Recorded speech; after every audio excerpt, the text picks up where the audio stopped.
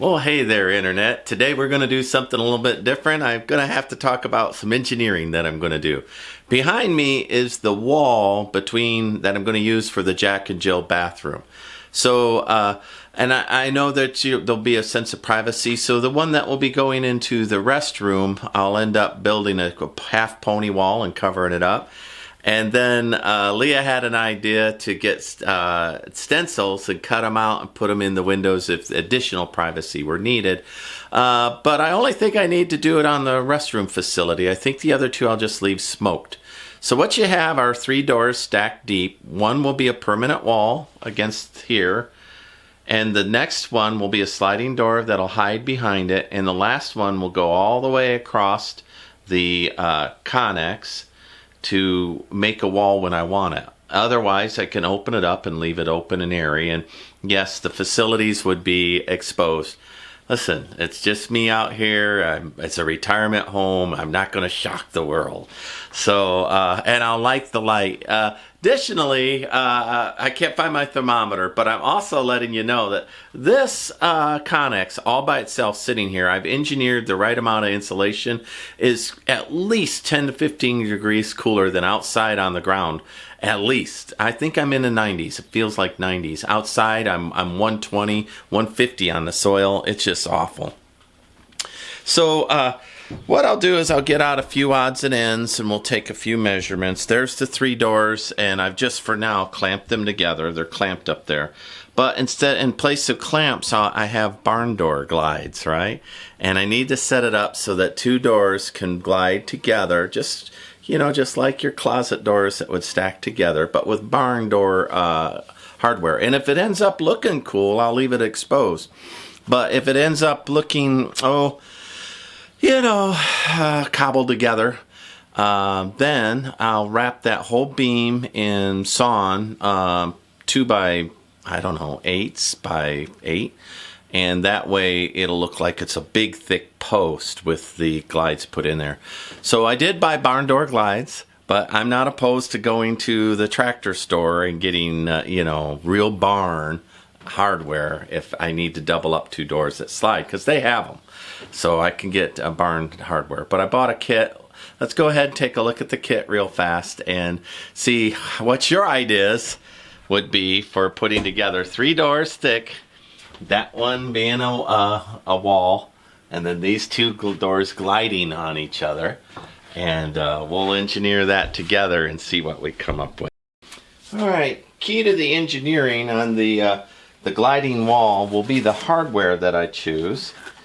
And I've got 2 identical barn doors. Now I've used these before, so that's your path of travel. And I believe there's 2 bars in here, right? Well, there you go. There's your total path of travel so that the wheels can glide on. And then each door would get a hardware wheel like this. Now, will this last 1,000 years? Well, certainly the metal will. But that's a nylon pulley. Nylon will last about 500 years. But listen, this thing's not going to get slid back and forth 1,000 times in maybe, let's say 36,000 times. I think the wheels could handle that, but the time would be the thing. This would get old. Eventually somebody would replace this with brass, would be my recommendation, or another nylon one if it's not visible. So that's what's going on. Let's take just a minute and hold those up to visualize. Alright, so right where the clamps are up there is where I need to figure out how I'm going to go ahead and engineer this glides. Let's hold everything up there and take a look at what it looks like. I don't know, close enough to end that I'll fudge the ends. But I need to know this is my total track, right? And if I need to order one other one of these to cut it up, I will. So, if I have 2 doors, is it possible if I put them like this and that, if they could both ride the same track? And then the one door would open the next door. That's my next thought process. So if that's the case, then I just need down the middle, one set. Then those when it glide past anyway, I anchor that. The whole point of having these on the walls is so that you drill through here and then your barn glides run here and you don't end up on a track. So the only way I could do that would be really long glide. And so it might be possible. So that's one idea. This, and then the other idea is both doors would get a track of their own. And if that's the case, that would be in the wrapping of this. And it would just wrap out far enough that both this one and the one under it would both have a glide. That one's the glide would be on the back side, like that, or like that. It wouldn't matter.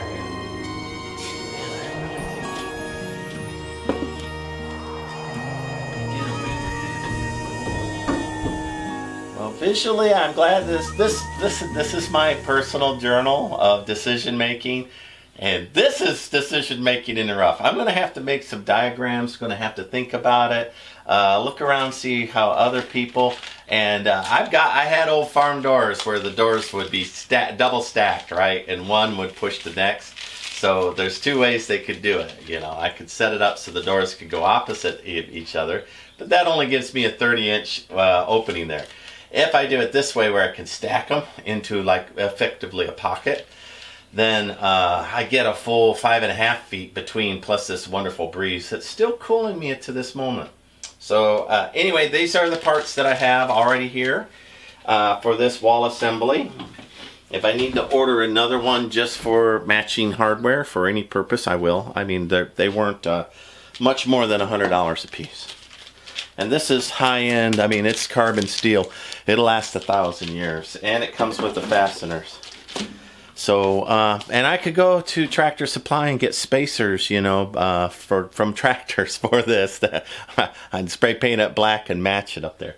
Let me do some drawings and some thinkings on how I'm going to do that wall.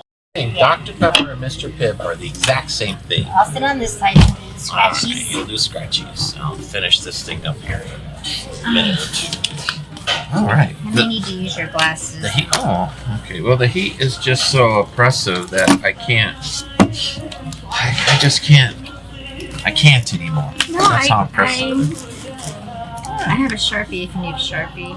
No. And I have a pencil. No.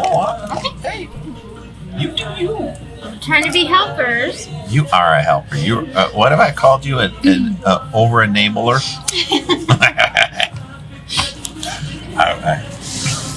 All right, Internet. I haven't drawn in a long time. So, and people have asked me about that. So let's talk about those doors that I'm going to hang in the. Oh, look at that. Put that on. Look at that. Okay. So let's talk about those doors that I'm going to go ahead and hang. So now this won't be to scale. So what I have is I have some rafters. Right, and they were 4x4s, but there's some drywall up on them. Oh, there's my rafters. I'll rough it in as 1 foot, 2 foot, 3 foot. Right. Nope, I can do 2 of these. There's 1 foot. That's the 2 foot mark. 3 foot.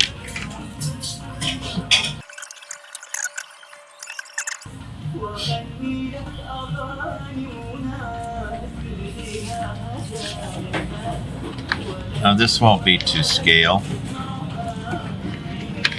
but it'll be a helpful visual for those who are wondering what I'm going to do with those doors. So there's my opening. Stick with the line. That's that shake the doctors tell me not to even worry about. Ridiculous, isn't it, Lynn?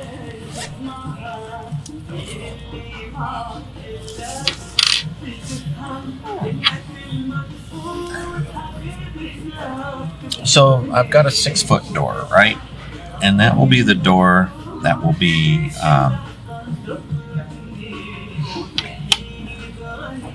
for the bathroom divider. And it's a multi-tiled window like that.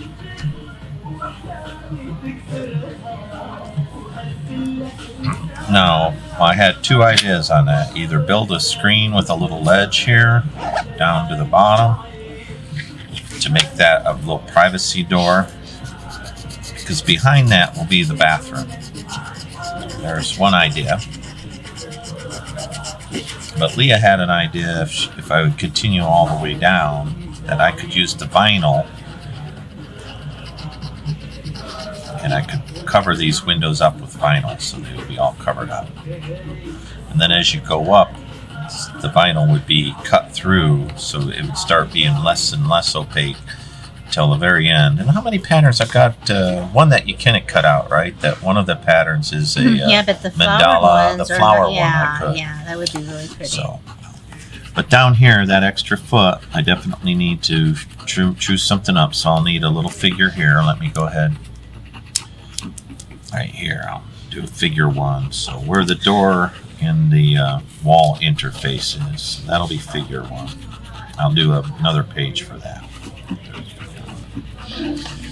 And then the larger doors that are full up 8 foot, they fit almost perfect as it is. They do. They fit really good. And so those will be my sliding walls, and they'll park over here on top of that. So there's door number 1, and it'll overlap into door number 2. And so there's your doors.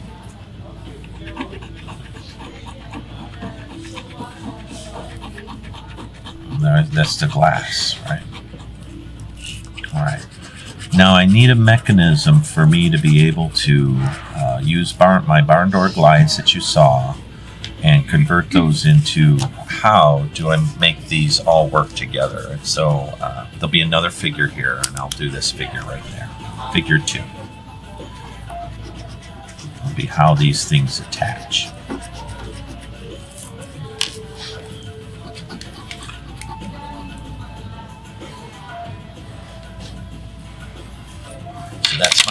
That's my doors and windows, and so now you can see the visual of it. I can't always see which one's blue.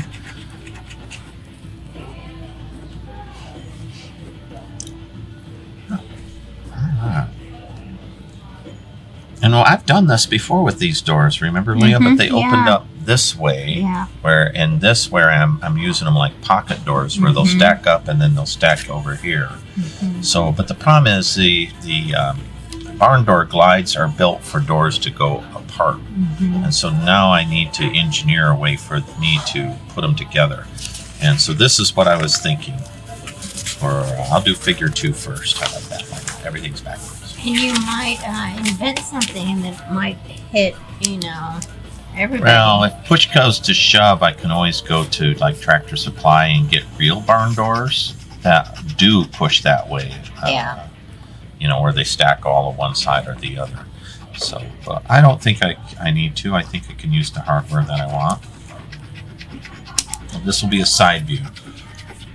And again, not to scale, but there's a 2x8.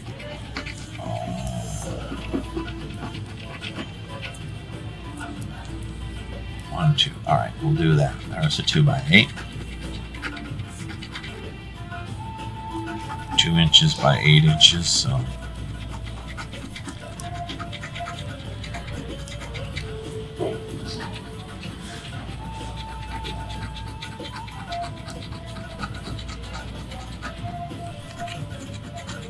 And now you're looking straight onto that 2x8. So that's a cross section of the 2x8. Okay, I need that left out here. Alright, so that 2x8 that I just drew will go right here across everything. right there. That's where that 2x8 is going to go. Actually, it would be, all right, so there's one 2x8. Now on that 2x8, I'll go ahead and I'll mount, and I'll use black for that. How about that? These are the glides, bolts, and spacers, and that's the glide right there. And then on top of that will go the wheel.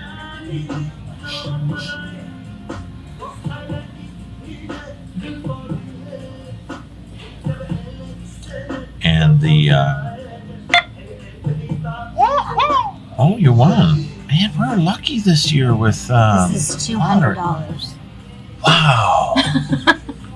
Write that We down. win $5,000, then you won $150 for your birthday. You know what? Your birthday is lucky. We shouldn't buy any other lottery tickets than on your birthday. So this is the ironwork for the wheel. All right, so that's the wheel.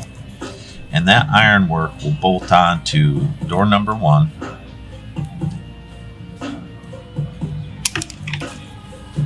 Right here. And this is side view of the door.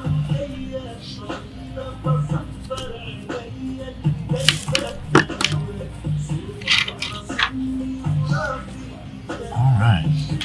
So now door number 2 will be right up against it. And what I'll do with door number 2 is just flip it the exact same way. So door number 2 will have the wrought iron hook come up like that. There's your wrought iron hook with your wheel in there.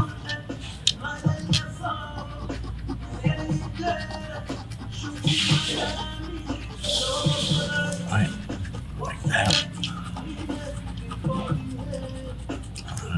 And that wheel will run on the metal rail.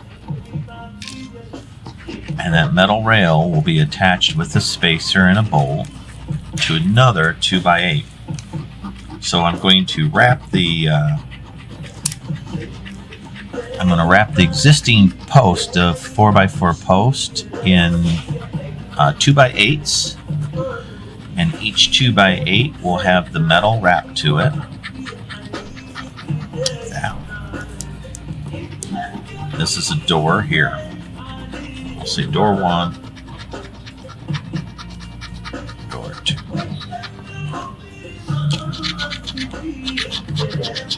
Now, if it ends up that this distance is more than the 4x4 post, then I'll just put spacers in where it attaches, and I'll push these out until they fit the doors and fit the hardware, and it will glide open. And all of that, that's figure 2.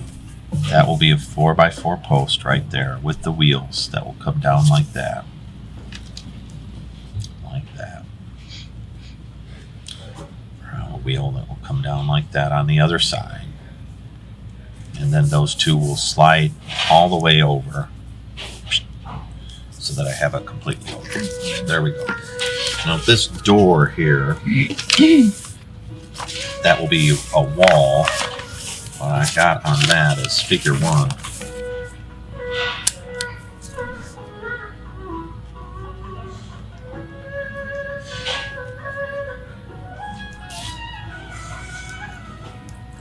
So those 2x8s then will just actually, so I've got a post here. There's my post. Like that. The 2x8s will actually go down like that. And then the door will sit on top of those 2x8s and be just screwed right to it. Right along the whole sides. That's how that door, it'll be a permanent door that'll be there. And the bottom, you know, the one thing I thought about doing on the bottom was doing one of those coyote fences where I like that idea. you have the sticks on the bottom. Would you put a piece of ply? Well, it'll be a solid door, so I'll cut this coyote sticks in half and I'll just screw them on. So anyway, that will be what we saw at the mission. So the very bottom, we'll have a piece of 2x4 with some coyote fence coming in, and that will be cedar to match. That's how I'll do that. And that will support the door up, so it'll be the right height. And that should be plenty anchored in. It'll be bolted in all the way down. And then even over here, while I have a 2x8 going all the way across, I may not need to have a 2x8 on this end. I don't know, but I could put a piece of wood there to fit a gap if it ends up the doors don't come all the way. So then I would just add a piece there. That's it. That's enough for me to get it done. I hope it was enough to be clear to everybody. There's a front-on view of all the doors. These will be barn door glides, and I'm going to turn the glides back to back and the doors back to back, so instead of sliding apart, they'll slide together. And I even thought of putting a little pin right here that when the one door moves, the other, it'll catch it and then it'll move it. You know what? I'm not going to bother, because then I could make the doors do anything. Oh, so they're not just right. Way. So then it's the middle. The middle could be the main doorway into the bathroom, if I decide to move a bed, that kind of thing. So there we go. All right, everybody. This is Steve, 1,000 Year Homes. I got all done with my drawings, and I'll be able to translate those into real-world operations. I hope you enjoyed that. Everything begins with a drawing. Most of the time, I'm doing that in my own head. All right, I made it back home to see about shuffling these doors a little bit. I did some design work there, scratched it out, and my chicken scratch in a drawing. I hope that helps, but there's the real deal. Now, the two doors in the front are the ones that will be over here that will glide. This door will be the wall between the toilet and the rest of the house.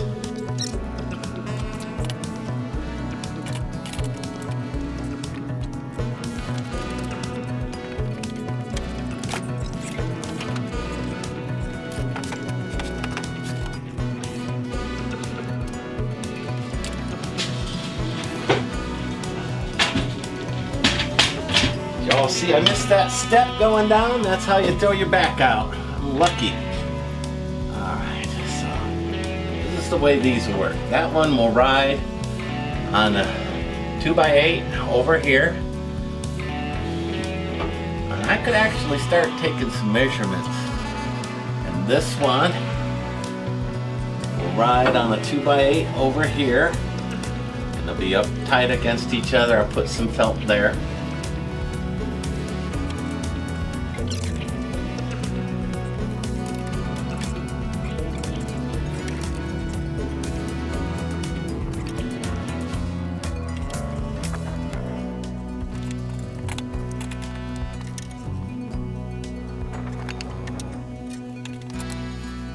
Well, I'm obviously too tired to do any work tonight. When you miss a step on a ladder, that's officially how you know that you need to take a little rest here. But, you know, I did the little drawings without dimensions, and taking a look here, this is the one glass wall that's going to be a partition between the office and the facilities. But I'm pretty sure I'm going to build a pony wall here. And, you know, it'll be mounted up there. And then these two doors will tuck in. That door and that door. But I don't think 2x8s are adequate. I think I need 2x10s. So I'm going to need to do some additional measuring and work. But the first thing is this pony wall. I can get this up and build the base on it. And it all starts with this. And then from there I can work out how I'm going to mount those gliding walls. So, you know, from the outside, this will be, you know, back here is the master bedroom with the French doors opening up, and by having a little glass in there, you know, it'll make this whole office feel very large and quite airy. In addition, there's even though it's super hot and the drought's terrible, there's a pretty good breeze coming through right there. All right, I'm happy. All right, this is Steve, 1,000 Years Homes. Like, subscribe, follow me along. I appreciate the company. Bye.